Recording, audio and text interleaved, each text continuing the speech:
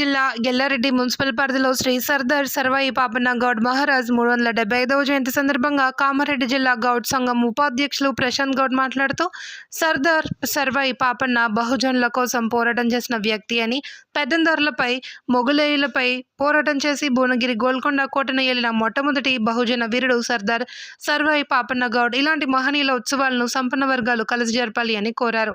ఇదేవిధంగా బహుజనుల కోసం పోరాటం చేసిన వ్యక్తి అని, అదేవిధంగా సర్దార్ పాపన్న బహుజనుల అణచివేతపై పోరాటం చేసిన వ్యక్తి అని తెలిపారు. ఇలాంటి మహనీయుల జయంతులు అన్ని కులాల వారు కలిసి నిర్వహించే విధంగా భవిష్యత్తులో కార్యాచరణ చేస్తామని తెలిపారు. ఈ కార్యక్రమంలో గౌడ సంఘ నాయకులు ఉషా గౌడ్, శ్రీనివాస్ గౌడ్, రవీందర్ గౌడ్, రఘువీర్ గౌడ్, బాలకిషన్ గౌడ్, ప్రతాప్ గౌడ్, ఈశ్వర్ గౌడ్, లింగం గౌడ్ తదితరులు పాల్గొన్నారు. బహుజన రాజ్యం కోసం పోరాడడానికి కానీ దురదృష్టం ఏంటంటే ఓన్లీ గౌడులకే పరిమితం చేస్తున్నారు.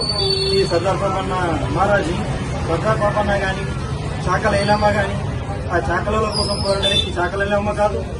ఓన్లీ గౌడుల కోసం పోరాడే వ్యక్తి సర్దార్ పాపన్న కాదు, బహుజనుల కోసం పోరాడిన వ్యక్తి.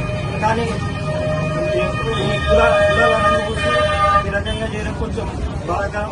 నెక్స్ట్ అన్ని సంపన్న కులాలు కలిసి ఇలాంటి కార్యక్రమాలు చేసుకోవాలని కోరుతుంది.